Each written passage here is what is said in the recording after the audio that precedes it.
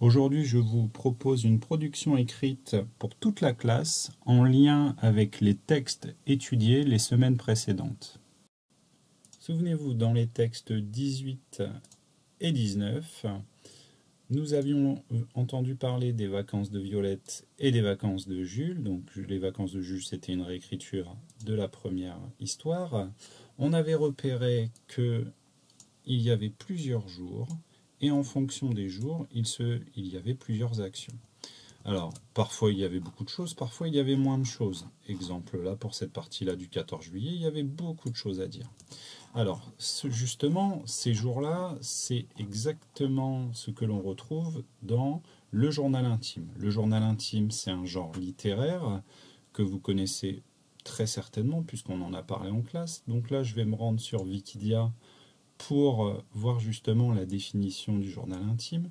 Un journal intime est un moyen d'écriture qui permet de se confier en secret de façon très régulière.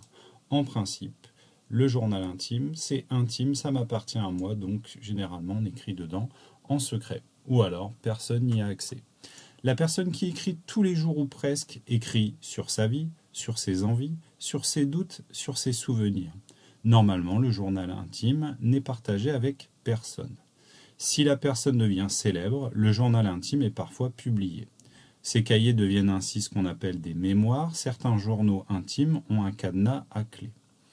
Donc voilà un petit peu le cadrage du journal intime. Maintenant, nous, en quoi ça nous concerne ? À la manière de la grand-mère de Violette, nous allons composer notre journal intime du confinement.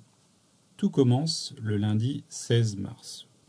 Rappelez-vous ce que vous avez fait cette journée-là et ensuite choisissez un moment important. Le but étant de choisir vraiment des éléments clés, des éléments forts, pas de détailler toute la journée parce que sinon vous allez vous retrouver à composer un journal intime beaucoup trop long et sans intérêt.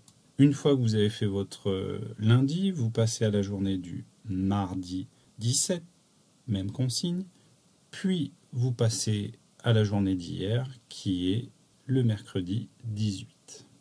Pensez bien à présenter jour après jour comme nous l'avions vu dans les textes, donc vous pouvez regarder le début de la vidéo ou alors reprendre vos textes pour voir la façon dont c'est présenté. Une fois que cela est fait, vous pouvez m'envoyer vos productions et on regardera un petit peu ce qui s'est passé.